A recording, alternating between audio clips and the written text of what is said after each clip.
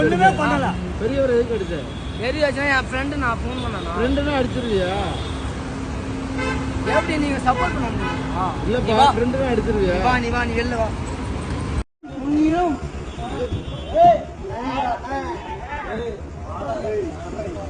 இந்த வீடியோலாம் பாத்தீங்க இல்லையா? இந்த வளர்ந்து வரும் புள்ளைங்கோ கலாச்சாரம், கஞ்சா குடிக்க கலாச்சாரத்தினால நிறைய பிரச்சனைகள் நாட்டில் நடந்துட்டு இருக்கு. ஸோ இவங்களாம் வந்து எதிர்பாராத விதமாக தான் நம்மளை வந்து அடிக்க வருவாங்க. ஸோ அந்த மாதிரி நேரத்தில் உங்களை ப்ரொடெக்ட் பண்ணிக்கணும்னா உங்களுக்கு வந்து பாடி ரிஃப்ளெக்ஸ் வந்து ரொம்ப முக்கியம்.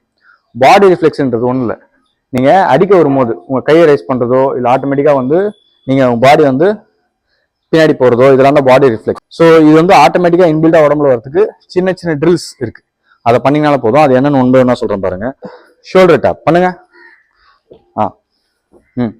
ஆப்போனன்ட் டச் பண்ண வரும்போது நம்ம வந்து டச் பண்ணாத மாதிரி பின்னாடி விலகி போகிறோம். ஸோ கபடியில் விளாடுறங்க அந்த மாதிரி தான்.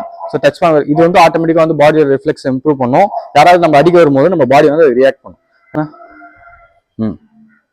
பண்ணிட்டே இருங்க. Leg raise, leg. ஸோ இந்த டெக்னிக் பேர் என்னன்னு பார்த்தீங்கன்னா மிரர் டெக்னிக். ஓகேங்களா? ஸோ இந்த டெக்னிக் பண்ணும்போதும் ஆப்போனன்ட் என்ன ரியாக்ட் பண்ணுறாங்களோ அதுக்கேற்ற மாதிரி நம்ம பாடி ரியாக்ட் பண்ணுறதுக்கு ட்ரைன் பண்ணுறோம். மூணாவது வந்து பால் ரிஃப்ளெக்ஸ் டெக்னிக்ஸ் ஒன்று இருக்கு.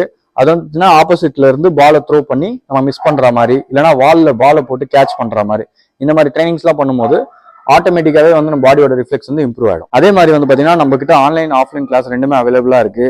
நீங்க ஜாயின் பண்ண நினைச்சீங்கனாலும் சரி, இல்லை இந்த மாதிரியான பிரச்சனைகளை நீங்க மாட்டியிருந்தீங்கன்னா சரி, கமெண்ட்ல வந்து கஞ்சா குடிக்குன்னு கமெண்ட் பண்ணுங்க. உங்களை அடிஎம் பண்றேன்.